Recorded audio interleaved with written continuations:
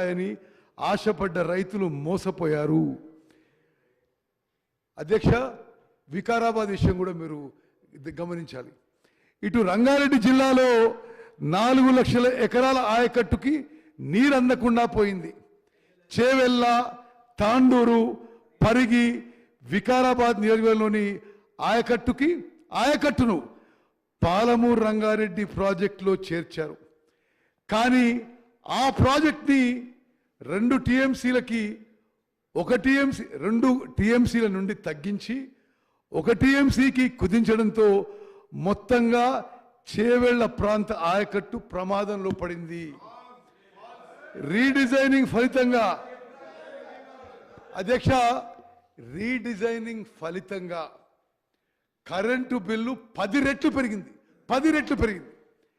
160 టీఎంసీలు ఎత్తిపోసే Pranahita current bill 1000 కోట్లు మాత్రమే అవుతుందని అప్పట్లో అంచనా వేశారు. ఇప్పుడు కాళేశ్వరం నుంచి నీటిని లిఫ్ట్ చేసేందుకు ఏడాదికి 10,000 కోట్ల కరెంటు బిల్ అవుతుంది. కాళేశ్వరం ప్రాజెక్టు గురించి నేను కొన్ని విషయాలు ఈ సభ ద్వారా యావత్ తెలంగాణ ప్రజానికి తెలియజేయాలి. క్యాగ్ రిపోర్ట్లోనే సంవత్సరానికి 10,000 కోట్లు ఖర్చు అవుతుంది. అదీగాక ప్రతి సంవత్సరం ఆర్థిక భారం కాళేశ్వరం ప్రాజెక్ట్ ద్వారా 15,000 కోట్లు. అంటే రాష్ట్రానికి కాళేశ్వరం ప్రాజెక్టు ద్వారా 25,000 కోట్ల ఆర్థిక భారం పడబోతున్న విషయం మరి గమనించాలని రిక్వెస్ట్ చేస్తున్నాను అధ్యక్ష. కాళేశ్వరం సమీపంలోని మేడిగడ్డ వద్ద గోదావరి నదిపై బ్యారేజ్ నిర్మించి అక్కడి నుంచి అన్నారం, అక్కడి నుంచి సుందిల్ల 3 చోట్ల 180 టీఎంసీల నీటిని లిఫ్ట్ చేసి శ్రీపాద ఎల్లంపల్లి ప్రాజెక్టుకు నీటిని లిఫ్ట్ చేసి తెలంగాణలోని 7 ఉమ్మడి జిల్లాలకు సాగునీటి అందించేందుకు ఈ భారీ ప్రాజెక్టు చేపట్టారు. కాలువలు, సొరంగాలు, లిఫ్ట్లు, పంప్ హౌజులు, జలాశయాలు, డిస్ట్రిబ్యూటర్ ద్వారా మొత్తం 19,63,000 ఎకరాలకి సాగునీటి అందించాలని ప్రతిపాదించారు. రికార్డు వేగంతో కట్టినట్లు అద్భుతమని చెప్పుకున్న ఈ ప్రాజెక్టు తెలంగాణ పాలిట గుదిబండగా మారింది. ప్లానింగ్తో పాటు డిజైన్ల లోపంతో ఈ ప్రాజెక్టు 5 ఏళ్లలోనే మూలన పడింది. ఇదేమీ పట్టించుకోకుండా అదనపు టీఎంసీ లిఫ్ట్ చేసేందుకు సిద్ధపడటం అప్పటి ప్రభుత్వపు అనాలోచిత నిర్ణయాలకు అద్దం పట్టింది. గడిచిన 5 ఏళ్లలో సుందిల్ల నుంచి 162 టీఎంసీల నీటిని లిఫ్ట్ చేసి 51 టీఎంసీల నీటిని గేట్లు ఎత్తి మళ్ళీ సముద్రంలోకి వదిలేశారు. అంటే ప్రతి సంవత్సరం 180 టీఎంసీ అని చెప్పిండ్రు. 5 ఏళ్ల పాటు పూర్తిగా లెక్కేస్తే లిఫ్ట్ చేసింది 162 టీఎంసీ. 162 టీఎంసీలో మళ్ళీ 51 టీఎంసీ వదిలేశారు.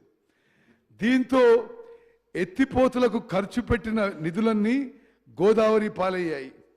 మేడిగడ్డ నుంచి నీటిని ఎత్తిపోసడంతో ఎగువ నుంచి భారీ వరద వస్తే ఎల్లంపల్లి, సుందిల్ల, అన్నారం, మేడిగడ్డ గేట్లు ఎత్తి అప్పటి వరకు లిఫ్ట్ చేసిన నీటిని వృధాగా సముద్రంలోకి వదిలేయాల్సి వచ్చింది. ఈ ప్రాజెక్టుకు అయ్యే కరెంటు బిల్లులు సరే నేను గతంలో చెప్పిన మళ్ళీ రిపీట్ చేయను. కాళేశ్వరం మరి ప్రాజెక్టుగా అయ్యే కరెంటు బిల్లు 10,000 కోట్లు. మరి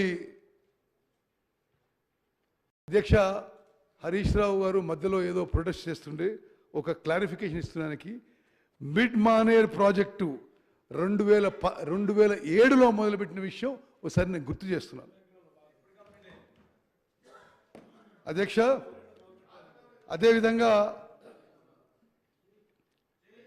కాళేశ్వరం కట్టినప్పటి నుంచి ఈ ప్రాజెక్టు పోలీసు పహారా ఉండి నిషేధిత ప్రాంతంగానే ఉండిపోయింది. 2022 జూలై 14న గోదావరి వరదల్లో అన్నారం కన్నెపల్లి పంప్ హౌజులు నీట మునిగాయి. మోటార్లకు రక్షణగా నిర్మించిన ప్రొటెక్షన్ వాల్ కూలిపోయింది. అప్పుడే భారీ నష్టం జరిగింది. కాళేశ్వరం ప్రాజెక్టులో అత్యంత కీలకమైన మేడిగడ్డ బ్యారేజ్ 2023 అక్టోబర్ 21న కుంగిపోయింది. దీంతో ఈ ప్రాజెక్టులోని మిగతా బ్యారేజీల భవితవ్యం ప్రశ్నార్థకంగా మారింది. అధ్యక్ష, ఇది మా ఒపీనియన్ కాదు, ఇది నేషనల్ డ్యామ్ సేఫ్టీ అథారిటీ, ఇది మొత్తం జాతీయ స్థాయిలోనే డ్యామ్స్ బ్యారేజ్ మీద ఎక్స్పర్ట్ బాడీ. వాళ్ళు లిఖితపూర్వకంగా ఇచ్చారు. ఈ మేడారం అన్నారం మేడిగడ్డ అన్నారం సుందిల్లా బ్యారేజీలు ఒకే టెక్నాలజీతో కట్టారు. మేడిగడ్డకి జరిగిన నష్టం అన్నారం సుందిల్లలో కూడా జరిగే ప్రమాదం ఉందని చెప్పి స్పష్టంగా లిఖితపూర్వకంగా ఇవ్వడం జరిగింది. మరి ఇది వైట్ పేపర్లో ఉన్నట్టుగా నేను ఎన్డిఎస్ఏ రిపోర్టు, విజిలెన్స్ రిపోర్ట్ మళ్ళీ రిపీట్ చేయను. I will go on to the next subject. అధ్యక్ష, ఏ ప్రాజెక్ట్ అయినా ఫైనాన్షియల్ వైబిలిటీ, కొంత ఫైనాన్షియల్ డిసిప్లిన్తో చేస్తే రాష్ట్రానికి మేలు జరుగుతుంది. గత ప్రభుత్వం 10 ఏళ్లలో అడ్డగోలుగా అవినీతి, ఫైనాన్షియల్ డిసిప్లిన్ లేకపోవడం ఈ రాష్ట్రానికి పర్మనెంట్గా శాపంగా మారబోతుంది. వాళ్ళు వదిలిపెట్టిపోయిన లక్షల కోట్ల అప్పులు మరి తెలంగాణ ప్రజానీకానికి ఎప్పటికీ గుదిబండగా మారబోతున్నాయి. బడ్జెట్ కేటాయింపులు, ఖర్చుల వివరాలు. తెలంగాణ ప్రాంతంలో సాగునీటి రంగానికి ఇప్పటి వరకు మొత్తం కేటాయించిన budget 1.87 lakh crores. 1.87 lakh crores. ఇందులో తెలంగాణ రాష్ట్రం ఏర్పాటు వరకు కేటాయించిన సొమ్ము 54,000 కోట్లయితే తెలంగాణ రాష్ట్రం ఏర్పడ్డ తర్వాత మరి 1.33 lakh crores కేటాయింపడం జరిగింది. ఇది జస్ట్ గో బ్యాక్. ఈ బడ్జెట్ని ఈ టేబుల్ ద్వారా పూర్తిగా వివరించాం. ఎందుకు ఇంత డిఫరెన్స్ అంటే, బడ్జెట్ కేటాయించి సరిగ్గా ఉపయోగిస్తే బాగుండేది. వేస్ట్ఫుల్ అన్ప్రొడక్టివ్ ఎక్స్పెండిచర్ కరప్షన్తో అదంతా కూడా లోన్ రూపంలో వచ్చిన అది కూడా తెలంగాణ రాష్ట్ర ప్రజలకి శాపంగా మారిపోయింది. మరి సంవత్సరం వారీగా చేసిన ఖర్చుల వివరాలు. మొత్తం ఖర్చు పెట్టింది 2,35,000 కోట్లు. ఇందులో తెలంగాణ రాష్ట్రం ఏర్పాటు కాకముందు ఖర్చు పెట్టింది 54,000 కోట్లు. తెలంగాణ ఏర్పడిన తర్వాత అంటే 1 జూన్ 2014 తర్వాత ఖర్చు పెట్టింది 1,81,000 కోట్లు. 1.81 lakh crores. నేను మళ్ళీ రిపీట్ చేస్తాను అధ్యక్ష.